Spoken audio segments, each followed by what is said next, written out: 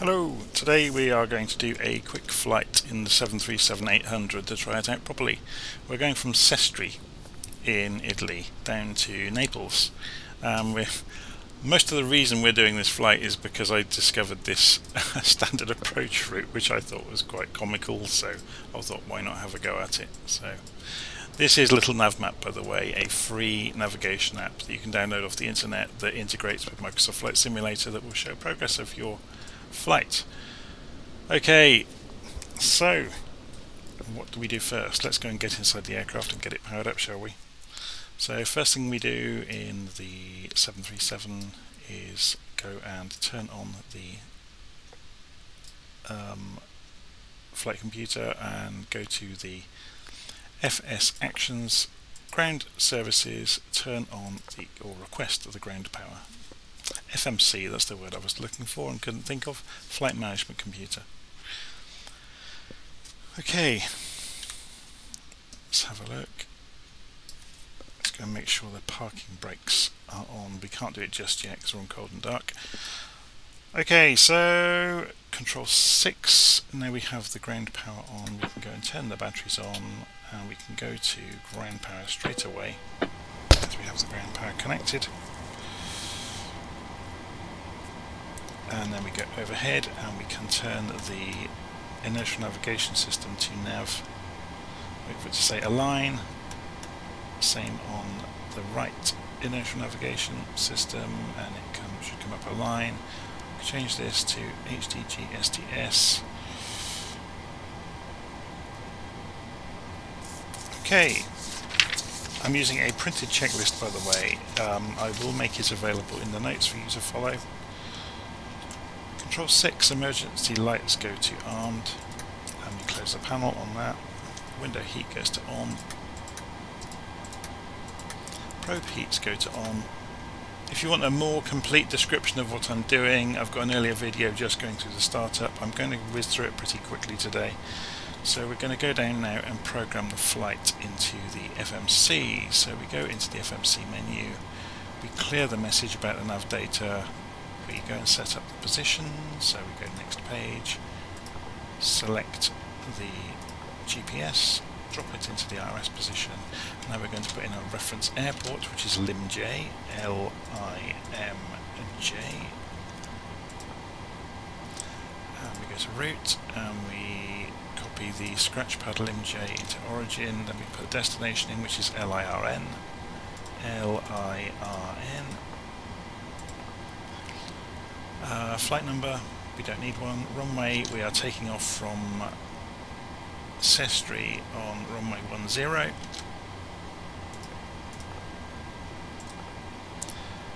And then we can go and set up our departure from Sestri, which is runway 10.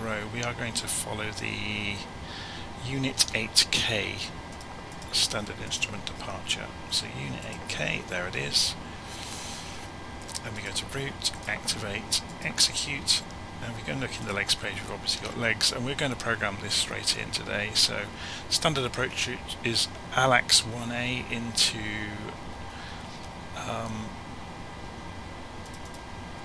Naples.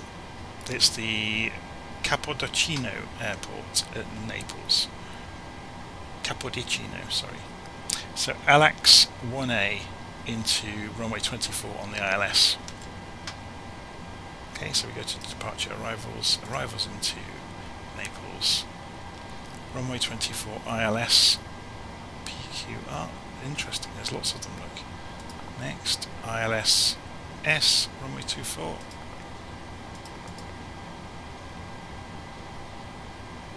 PQ, that's the first time I've seen that before. So we'll go for ILSP, runway 24, and we want the ALAX 1A. Interesting. Has it actually got it? Maybe it hasn't.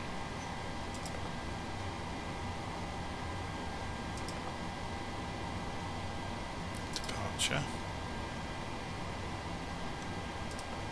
Arrival, sorry. Let's go for Q. Doesn't look like it's going to have it, does it? This is one of the issues you sometimes face with aircraft in Flight Simulator that don't have the data from the most recent Navigraph, and if you haven't got Navigraph, you're kind of up a creek without a paddle. I'm just going to try this, just to try another one. Yeah, we're going to go for AMSOT. Let's try a different one then. So let's have a look at the arrival and see what this AMSO looks like. Have we even got it? Star, Alex. Have I got the right airport here? LIRN arrivals.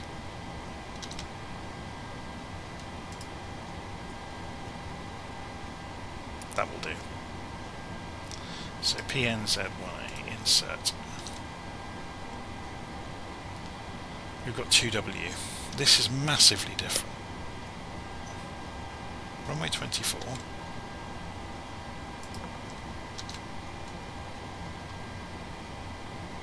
So we're going to go by what the aircraft says rather than what the little nav map says, which is good because it means we concentrate on what the aircraft has got.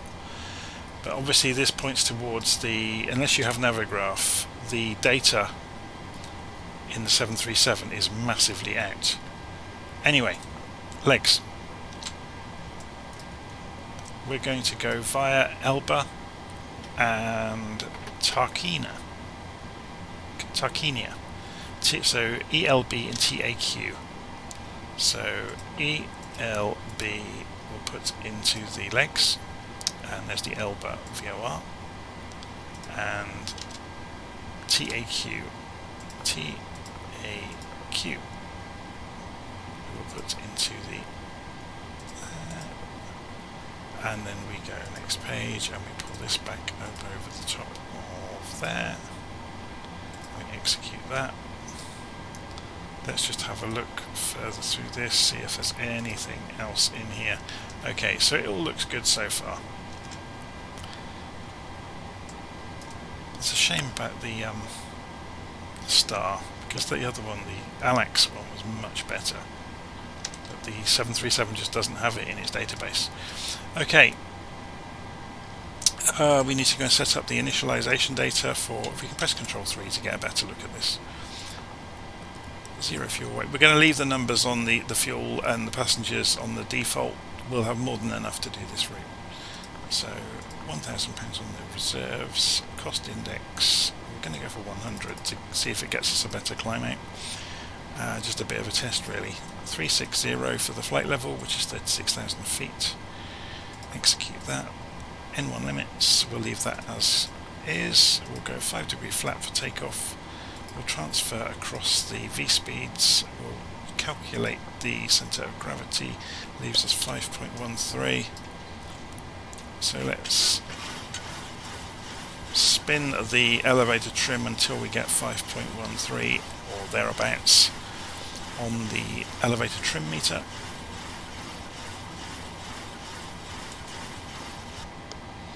Okay. I think that's pretty much it. We've done the legs. Just going to check them again. Yep. Okay. So we go back to the master control panel. We are taking off on, as we said, from runway 10. So we're going to go and pre-configure the heading to 100 degrees. I should have gone the other way really, but halfway there now.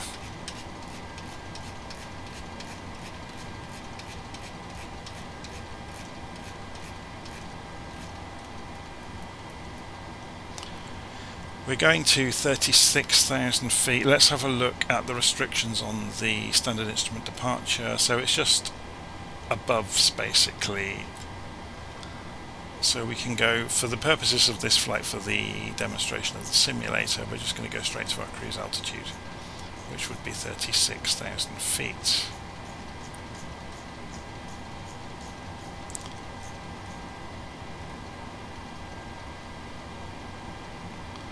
Okay, we'll preset the indicated airspeed for the auto throttle to 220 for the climb out, and we turn on the flight directors, and that's all looking good. we set the barometric pressure, so I've just pressed B, which has moved the altitude. We are just above sea level here. That's Sestri. What next? Control 6, overhead. Seatbelts to on. Seatbelt sign is here. Yaw damper to on. Yaw damper is over here. Cabin pressure to cruise altitude, so this needs to go up to 36,000 as well. Aft fuel pump to on. APU to start. So the needle moved a little bit, it'll swish around to 7 and back down again in a moment, so we'll just wait for that to happen. And then we'll do the bus transfer over to the APU as soon as it's up and running.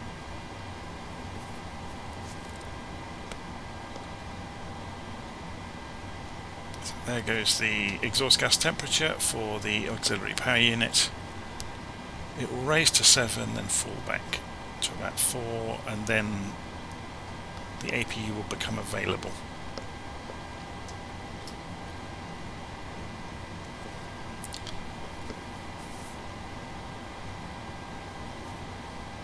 Six. It's dropping down to 5.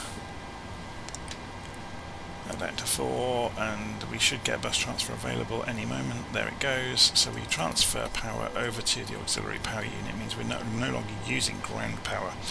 So we can look down at the flight management computer, go to the menu, FS Actions, Ground Services, ask them to release. While we're waiting for that, we will hold the pedals on, pull up on the parking brake to make sure we have parking brake engaged, and as soon as they've disconnected ground power, we are going to remove wheel chocks as well. And if we go and look outside, that will trigger the door to close and the van to remove itself with the stairs, which is good. What next? Anti-collision lights. So anti-collision lights go to on. That informs the ground crew we're about to start engines. So we've removed chocks, we've removed the ground power. So next is fuel pumps to on. So we're getting ready to start engines. That's the reason we switched on anti-collision lights. APU bleed goes to on. So we have compressed air from the APU to spin up the engines. We are on a parking. We're on parking. We are not on a gate, so we don't have to use pushback. So, starting the engines, we turn starter for engine number 1 to GRD, we turn ignition to right, and ignition happens, N2 increases percentage, so this is the compressed air spinning up the gas turbine. When it gets to 20, we move the starter for engine number 2. So oil pressure immediately came up. Fuel flow is increased, exhaust gas temperature is increasing, and N1 is increasing. That's the turbofan speed as a percentage.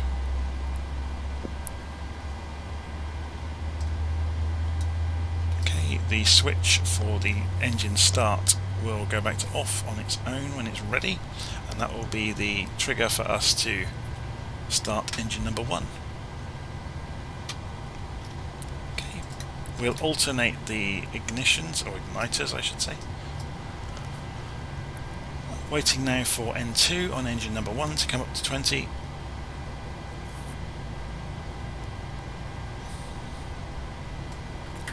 And there we go.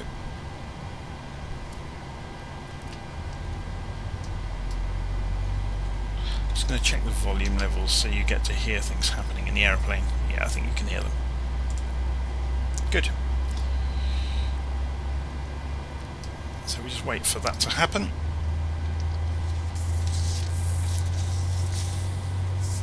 So as soon as the engines are running, we will get the bus transfer available to go over to the engines. So we're just watching for them to get to equilibrium, which they have, and the sign really was this switch going to off. So we go back overhead. We switch over power now to the engines, which are up and running, which now means that we don't need the APU anymore, so we can turn off the APU bleed and we can turn off the APU. That is also a sign for us to go and turn the hydraulic pumps on now. Or we didn't turn on the centre fuel pumps. We only turned on the wing fuel pumps. Packs go to auto. Taxi lights goes to on.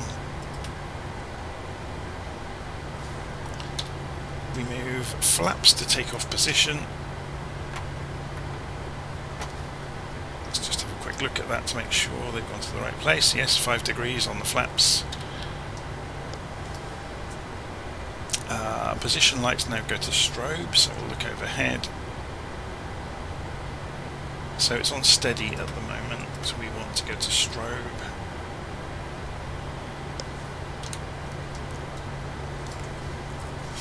Normally you wouldn't do strobe until you get to the runway, but it doesn't make much odds, we're only in a simulator after all. Okay,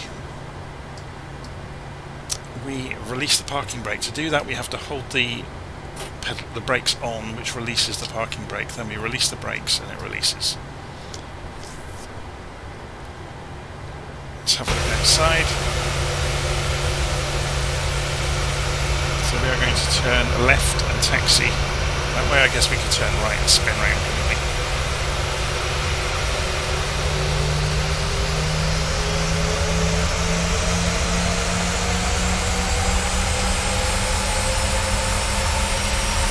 Try not to run the little man over. Wave goodbye to him as we say, as we go out to the runway.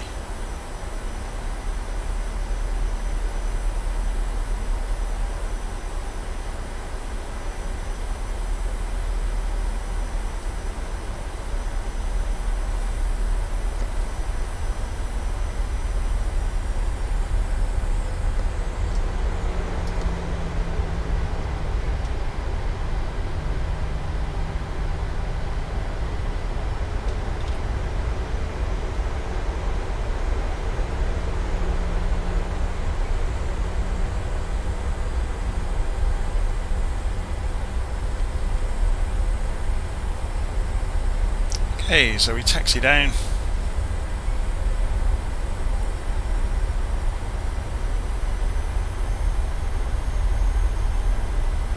Obviously we only did a very functional kind of startup procedure there, we didn't go into any great depth about anything.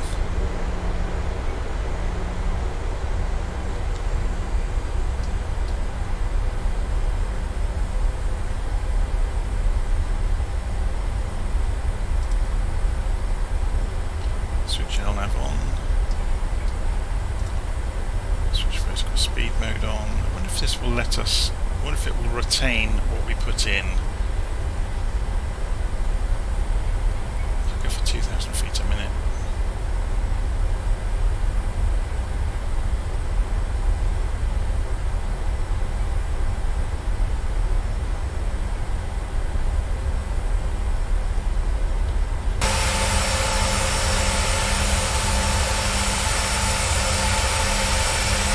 This is the 737-800 that everybody's been waiting for so long. We're going to use the full runway.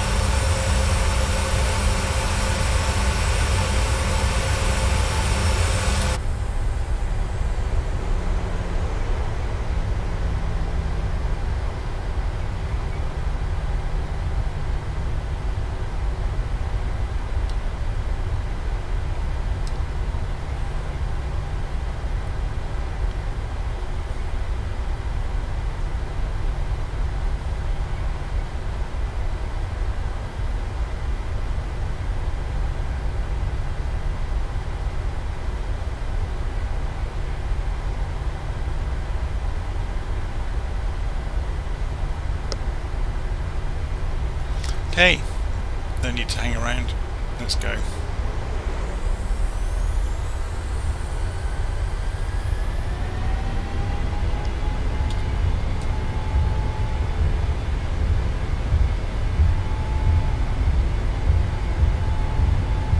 Knots.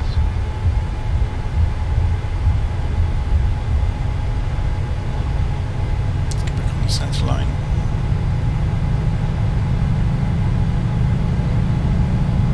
Rotate. Rotate. You have to be careful about striking the tail. So gear up. Let's go do that.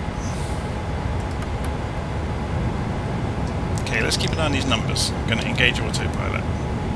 Now. Yeah, look, V speed took no notice. So LNAV stayed on. Let's go for 2,000 feet a minute. Auto speed armed.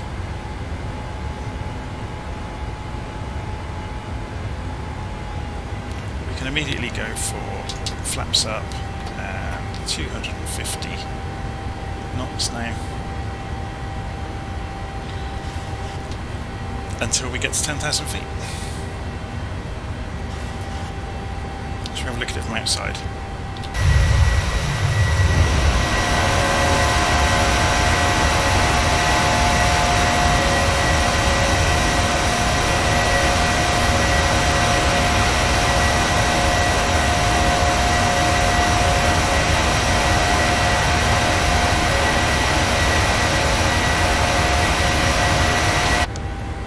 Autopilot working? Yes, it is.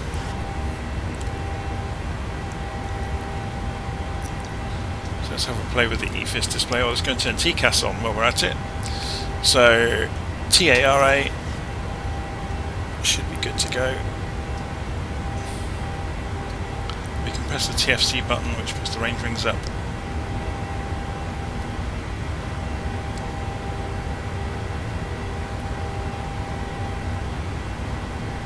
Engines are running at 93%. That's a function of the weight of the aircraft and the numbers we put in on the performance calculations pages. So let's have a look at the legs page. So it's anticipating we are going to get to our destination. If we go and look on the progress page, that's 1729 Zulu, and it's 1633 right now.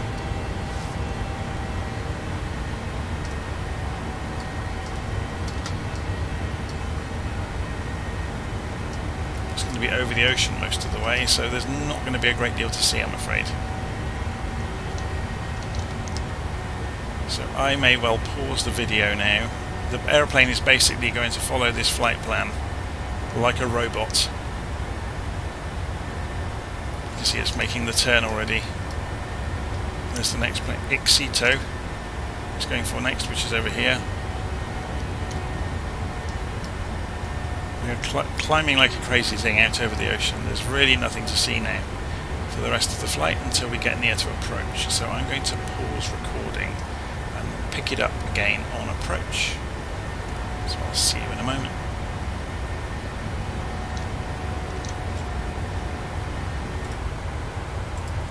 Okay, so you rejoin me at 36,000 feet, approaching top of descent into Naples.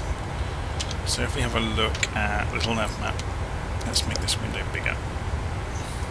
You can see we're just coming in and we're going to be following this route round, and we've looked at the restrictions. We have to be above 13,000 feet, and they are all above restrictions until we get onto the final run-in, basically. But we need to be careful on this final run-in. That we clear these hills, basically. If we look at the information on the airfield itself, elevation is 254 feet, so it's almost at sea level. But I am more concerned about the height of these hills, so 600 meters. So you're looking at least 1,800 feet. So it's saying 2,200 feet here. So I would more rather be at 3,500 to clear the hills, and then descending into the glide slope. So we'll see how we go. It's a little bit steeper than normal glide slope. It's 3.3 degrees, obviously because of these hills in the way. So we'll see how we go. So we're going to gently descend all the way around this track to come into Naples. So we'll begin by descending to 10,000 feet at the speed the aircraft wants to. So we go to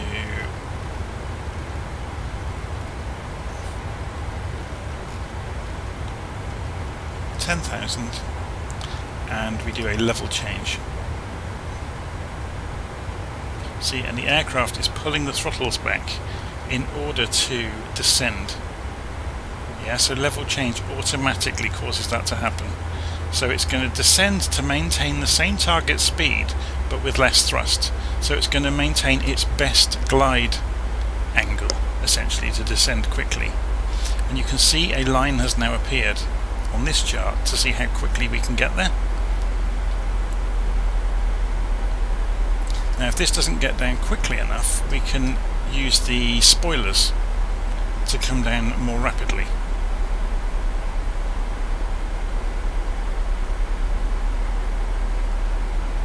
We'll let it go for a few minutes and see how it gets on with doing that. So let's go and zoom in the EFIS display a little bit, just so we get a bit better view. Yeah, we can't quite see that line now. It's quite useful to be able to see it. I thought we'd be able to see it at the 80-mile mark. We'll see it in a few moments. It's because on the compass rose it doesn't actually draw right out to the line. You can see there's a border. So that line will come into view very soon. There it comes. So we're looking good. So Ischia, let's go and check that. We're going to be around about Ischia when we get there. We've got a slightly different map, haven't we? So we need to be mindful of that.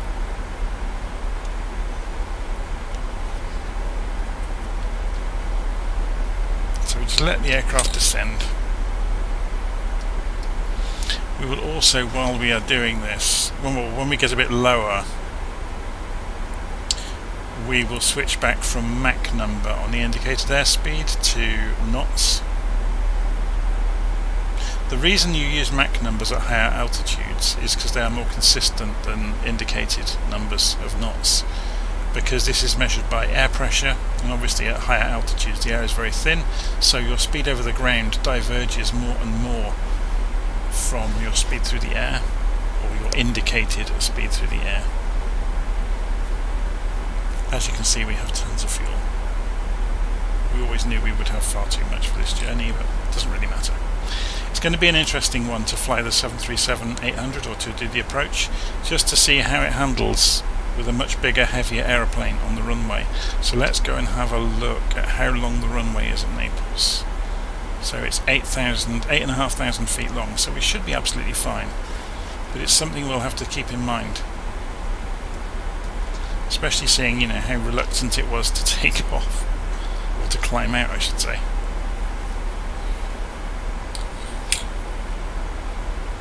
Okay, down to 28,000 feet. Now still descending quite quickly.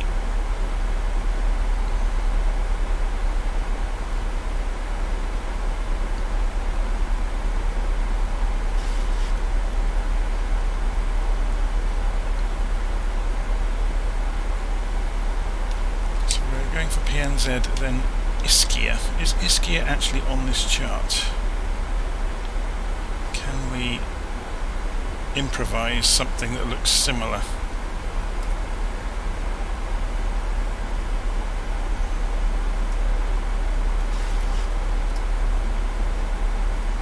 Let's do a search for it. Nav Radios.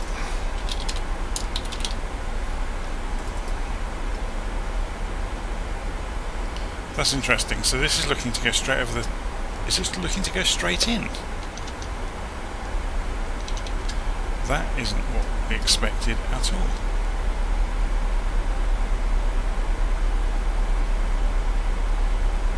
Let me go and check the arrival. Runway 24. So we were expecting a route that would have taken us around the back.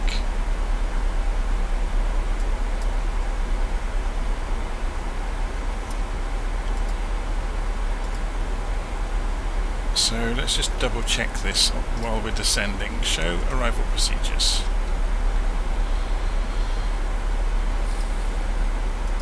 So that was the one we couldn't use. PNZ1A, PNZ1B, so obviously that goes just around the other way, around the airfield. SAW1A, SAW1B, maybe we use SAW1A if it's available. Or SAW2M is even easier. So let's go and reprogram this then. Next page, SAW1S, SAW2M. So we're going to reprogram and execute. We'll just have a quick look at legs and close up the discontinuity. Okay, that's looking better.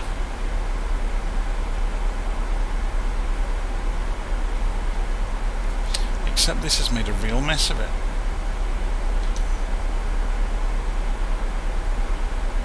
SAW2M, insert. So we is it just showing the, yes, it's showing over the top of this the alternative. So we should be fine. It's just not easy to see what it's drawing.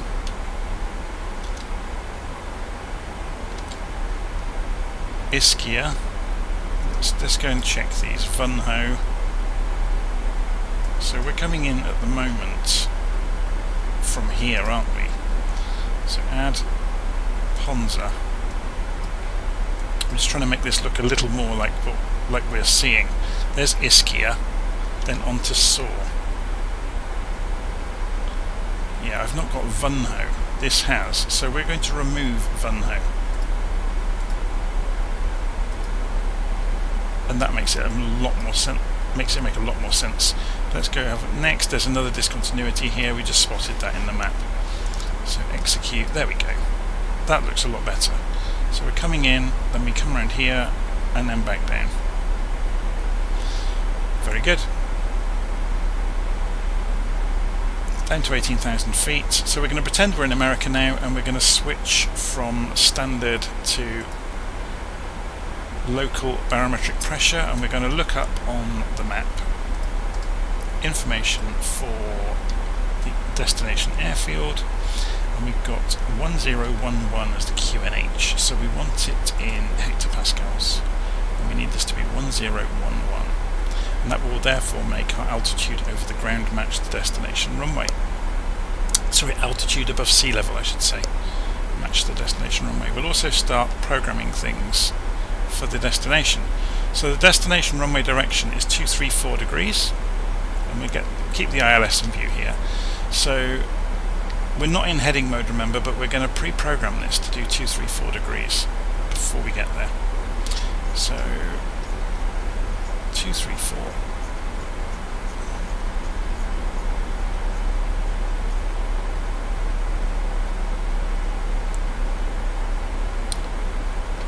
And then course will be 234 for the runway, so we'll go this way on the course.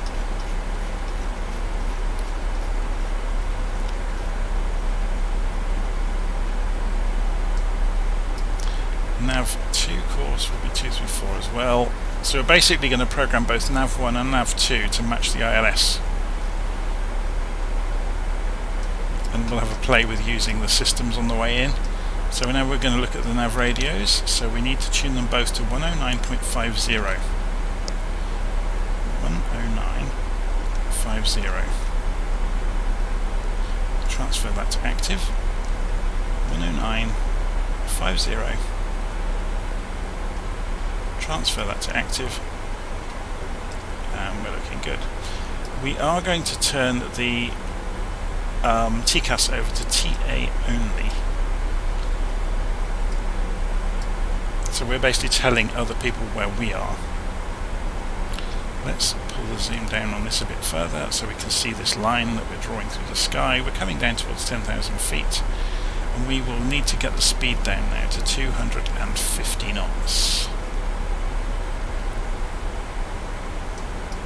So basically below 10,000 feet you're not allowed to go faster than 250 knots indicated airspeed. It's a law that is respected worldwide for civil aviation. Okay, so at the moment this is drawing the map with a 40-mile range, so we've got about 30 miles until we make the turn. we're approaching quite quickly because we're still doing 300 knots.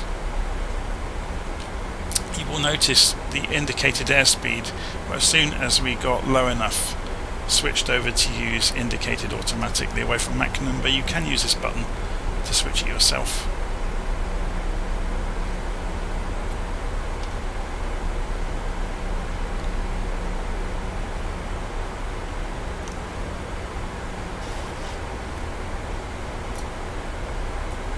Okay, obviously changing the indicated airspeed target has affected our descent because it's taking a while to slow down because we're going downhill at the same time, so we could use the spoilers. So I'll chuck the spoilers out, and obviously that affects things and brings us back on track. So we can get to our target speed, then release the spoilers, and then obviously the aircraft will continue gliding down. And obviously decelerating and descending becomes easier the lower you are because the air gets thicker. So remove the spoilers.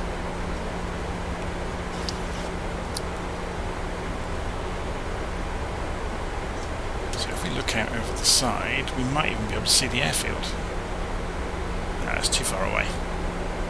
It's probably 15 miles out over the... somewhere out over there. A bit too far away at the moment for us to see it. Let's have a look on the map, just so you get some idea of where we are. So we're just coming in for the turn, and then we will go out to Bento. So we need to stay above 7,000 feet, at least until Bento. Above 8,000 feet here.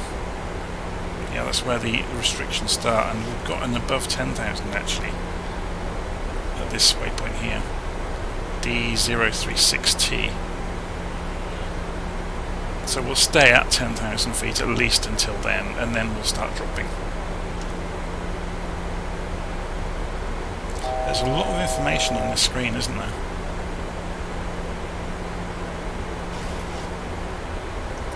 It's quite interesting. It seems to have a bit of an anomaly in the rendering here. I need to keep a close eye on that when we get close to it.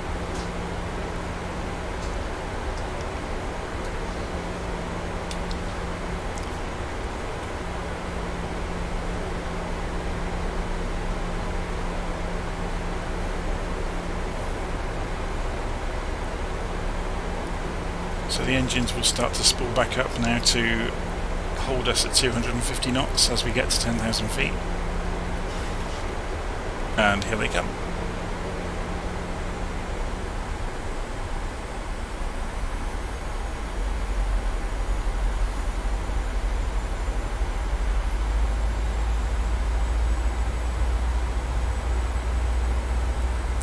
So yeah, we had a bit of fun and games with the approach. We're trying to find one that we had in Little Nav Map that we also had in the aircraft, which was not ideal, but without a Navigraph subscription, that's only natural. That's going to happen from time to time.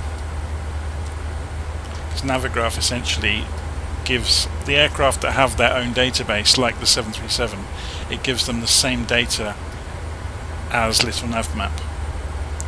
So then the two match up. Some of these mountains are huge, aren't they?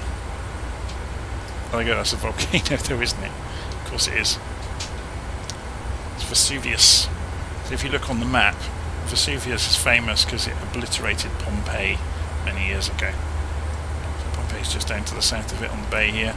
There were people over on the coast over here, Sorrento, that actually watched the eruption. I think Pliny was one of them that watched it and documented it and saw Pompeii disappear. Apparently there's a much better place than Pompeii to go and visit. I think it's over here. That also got walloped by, you know, the ejection, is that what you call it, from a volcano? But yeah, there's several places that can be visited now. Okay, I've been to Pompeii many years ago. It's an interesting place. Okay, so we're just coming in over the coast, so if we go and have a look out the window, you can see the coast below. We're about to make our turn anytime soon. So should we look outside while this is going on?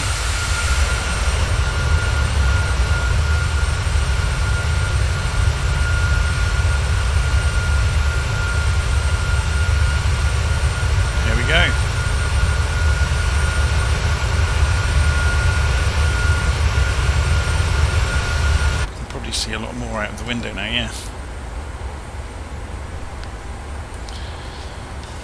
Okay, so you can see our route. So we won't start descending until we hit the next waypoint in 20 miles time. We need to be, obviously we need to be careful because we're skirting around these hills.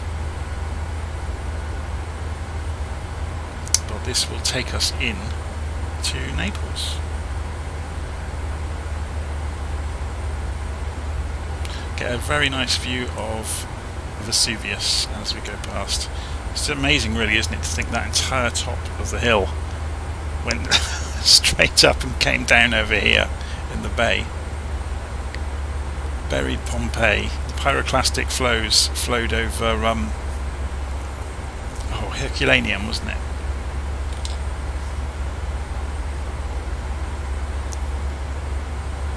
Basically froze those two settlements in time.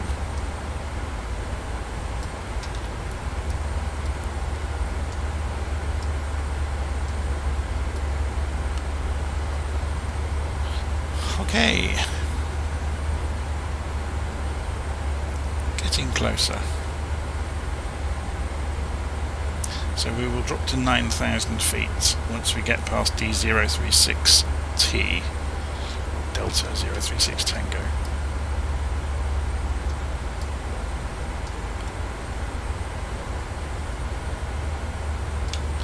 The scenery out this side of the aircraft is stunning, isn't it?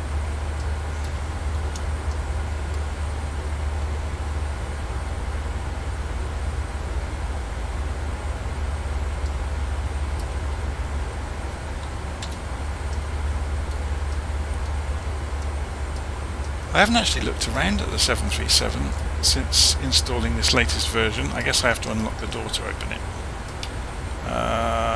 The lock is inoperable, it's on auto. Does that mean I can't open it then?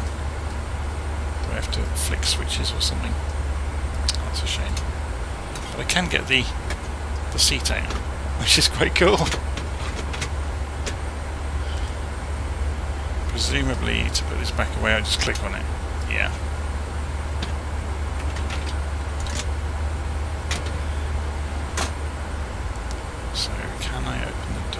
Any of these areas clickable?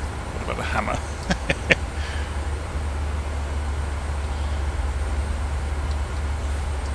It's ridiculous the resolution they've done this, isn't it? That you can read all the paperwork.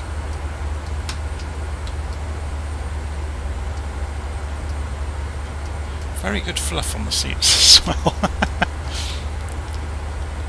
Okay, let's start concentrating.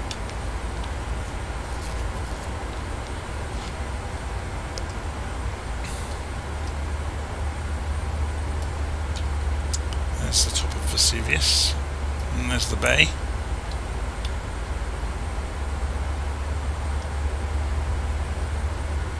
It's very pretty, isn't it?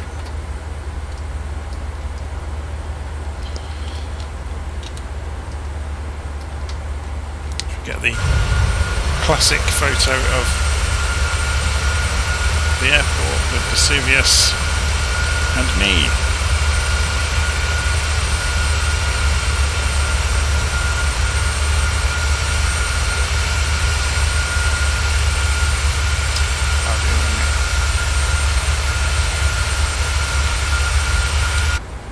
Okay, just coming up to that waypoint, so we're going to start to dial in 9,000 feet, and there we go, 9,000 feet, and we'll hit flight level change in a moment, and we'll drop down.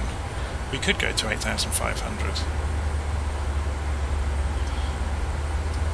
The reason for the altitude restrictions is we have to miss this line of hills.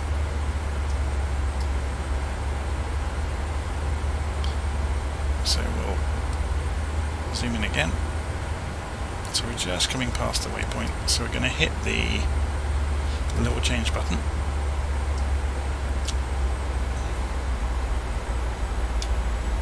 So the aircraft is immediately throttling back in concert with dropping its nose so it doesn't accelerate. So it's going to drop down to 8,500 feet. And we get this wonderful sunset in Italy to watch. as we descend towards Naples.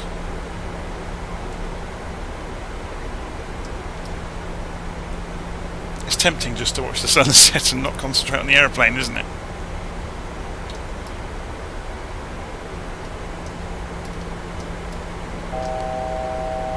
Okay, the klaxon there is telling us we're within 900 feet of our target altitude.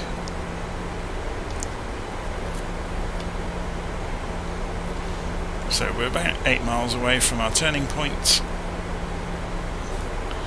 If we go and have a look at the restrictions, actually we can see the restrictions here. So if you look on the legs page, you get the basic information. If you look on the progress page, sorry, the legs page, you can see them. So above 2,400 feet is the last one of any significance. So it wants us 5,000 feet at Bento. I don't fancy being that low at Bento, but there you go. Because we're going to have to navigate through those hills in a moment. I think I'll follow the instructions on a little nav map rather than the ones on this panel. So above 7,000 feet at Bento. So we'll go for 7,500. So we'll do it now, but we won't do the flight level change just yet. We'll wait until we passed SOR 33. So what it's basically doing is just avoiding the hills on the way around.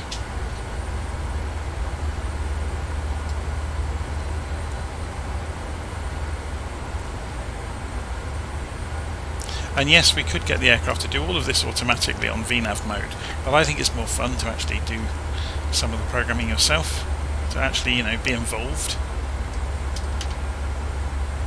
That does look stunning out there, doesn't it? Okay, let's go for that level change then. So the throttle's come back, nose dips as it makes the turn, so it's now actually earning its keep at the moment. Let's have a look outside.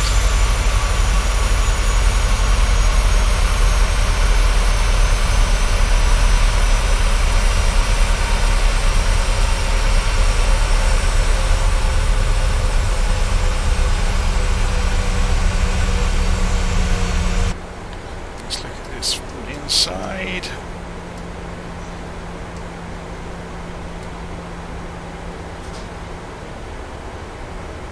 So we will start decelerating soon.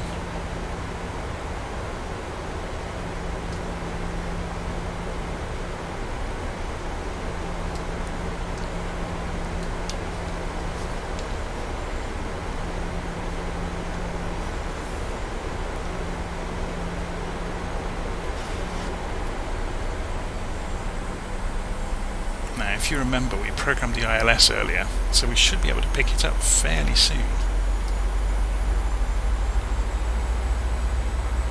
So this is basically the run-in to the airfield now. So let's see if we can pick up the ILS. Approach mode. Have we got the signal yet? We've got the localizer. We haven't got the glide slope just yet. This is where it's handy that we can use both screens.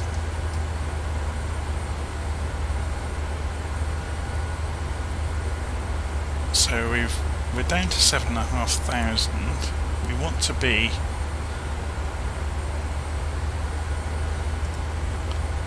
$3,500 above the next waypoint. So let's go for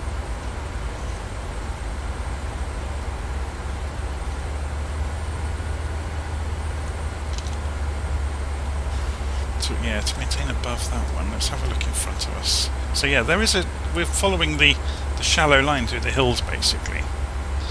So we can go to flight level change again.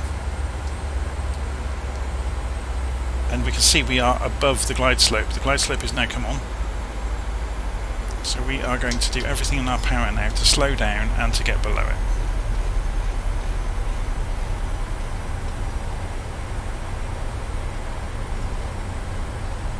So the spoilers are out.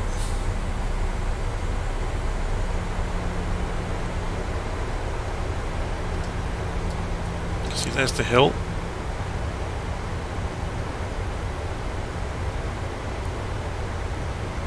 there's the runway.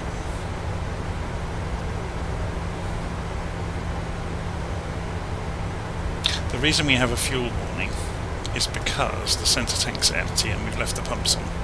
Now the fuel warning's gone away. Okay, so we'll go and switch on the landing lights. I forgot to turn the taxi light off earlier, but we'll not worry about that too much. Okay, so gear can come down now.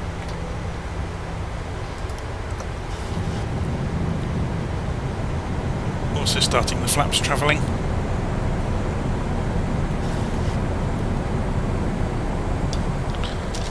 So, starting to get to the business end of the flight, aren't we?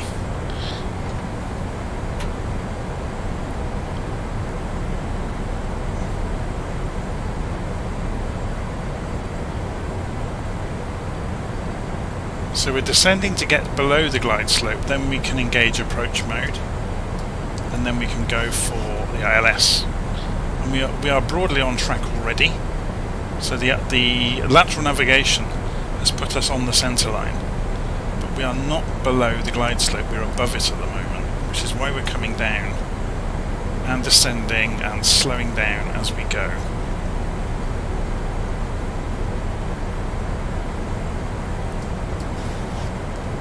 We may not get enough time to go for approach mode at this rate.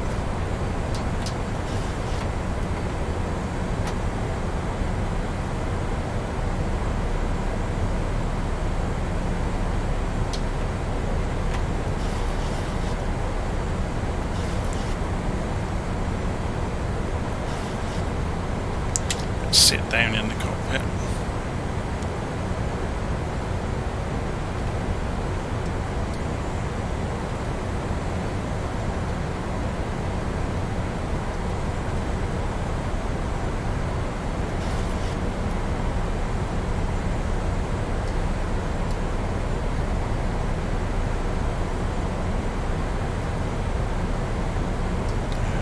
A little bit dodgy to slow down in time.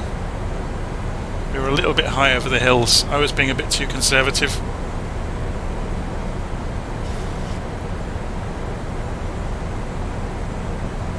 So we've now essentially got flaps out, gear down, spoilers on, and they're still not slowing down enough. This is a testament to how big and heavy this aircraft is.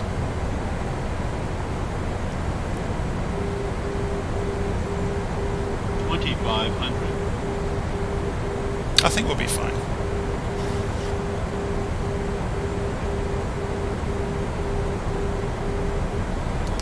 So I'm going to come off auto throttle. Come off the autopilot. And land manually.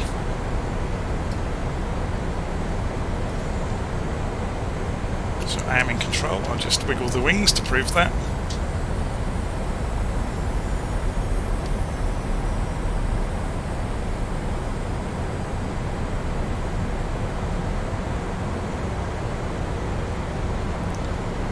Still above the glide slope. Still a bit fast, but the speed will come off very quickly when we start to... Yeah, here comes the glide slope. So we're just meeting it in time, and we're just losing speed in time.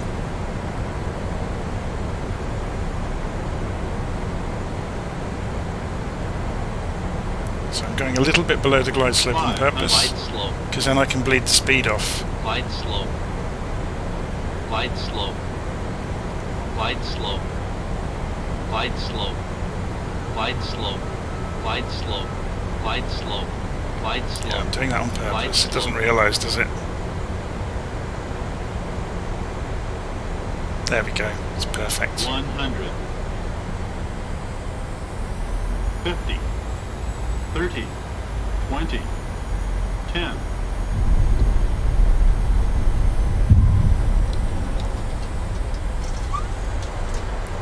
Reverse thrust.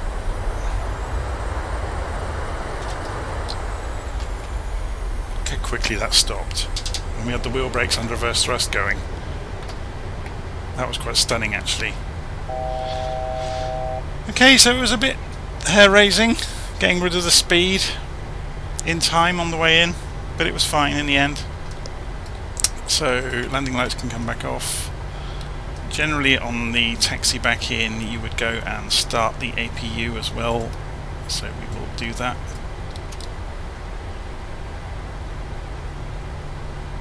It just means when we get to the gate we don't have to spend ages waiting to cross back over, so you can see the APU is powering up, got the low oil pressure, and then the needle will start moving.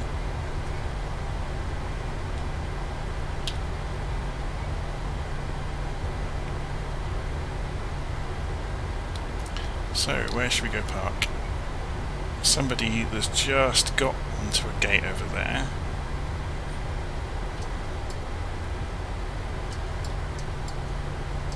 They haven't got many gates, have they?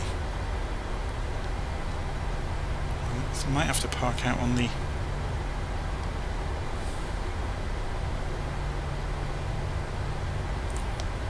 There's the wider parking area.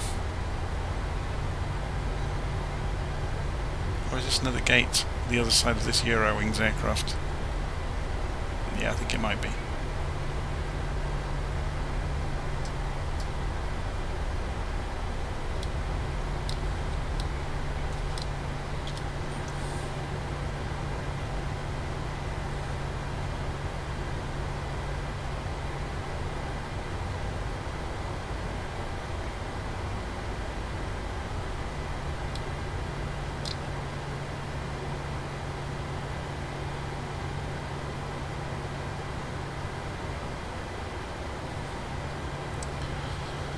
Waiting to see what the guy says.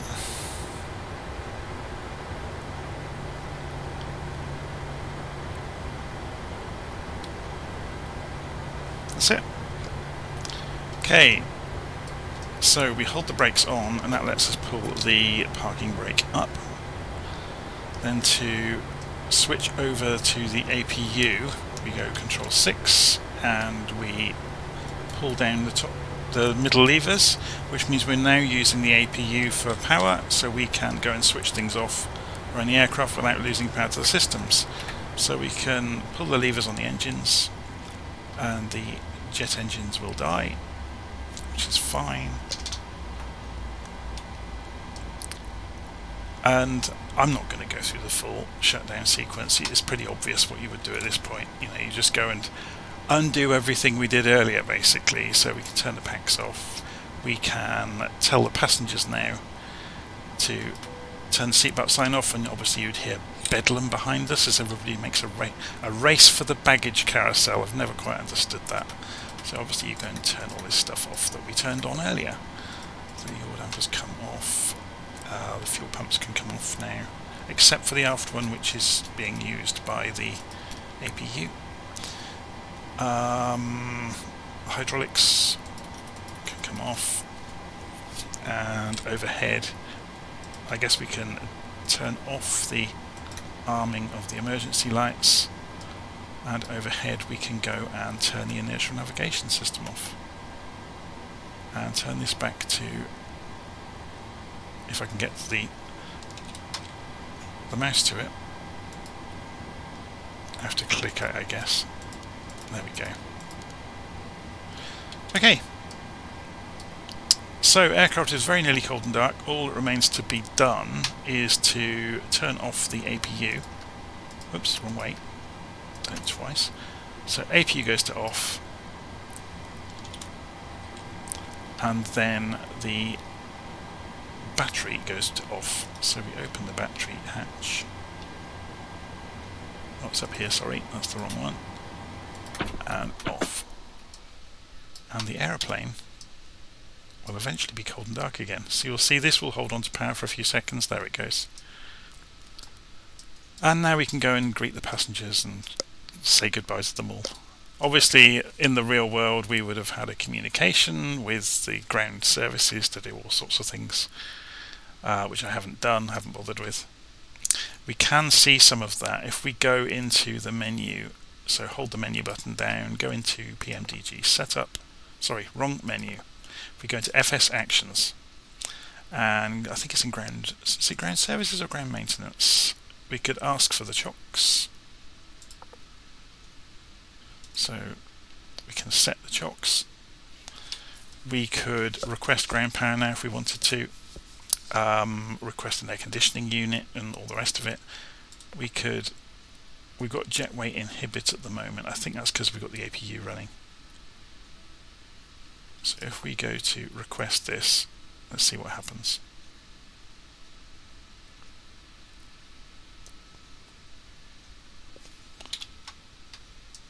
So we're just waiting for that to change over from connecting to release, I guess it will say. There it goes.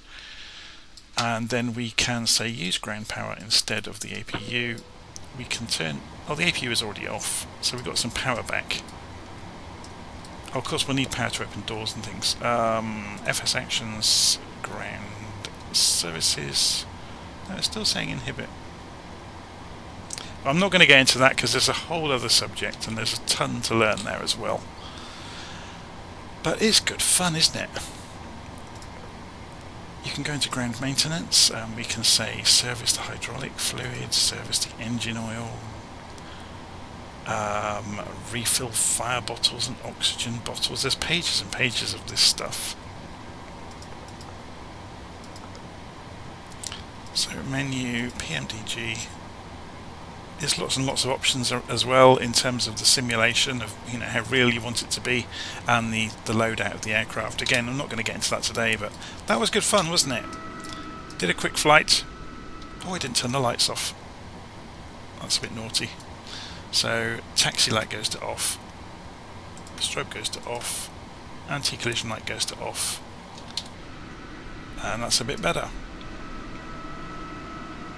Okay, so yeah, we eventually arrived in... There we go. There's the volcano in the background. Eventually arrived in Naples. Okay, hopefully you enjoyed that, and I'll see you again soon.